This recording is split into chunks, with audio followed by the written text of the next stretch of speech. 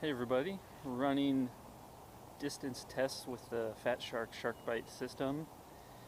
Last time I went out about 1,500 meters before I started getting video breakup, so I turned around. And when I turned around, I got 100% video breakup. That was kind of scary. This time I moved the antenna. It was coming out the back, but now it's coming out the side. So when it's coming out the side like that, when you turn around, you always have line of sight to that antenna.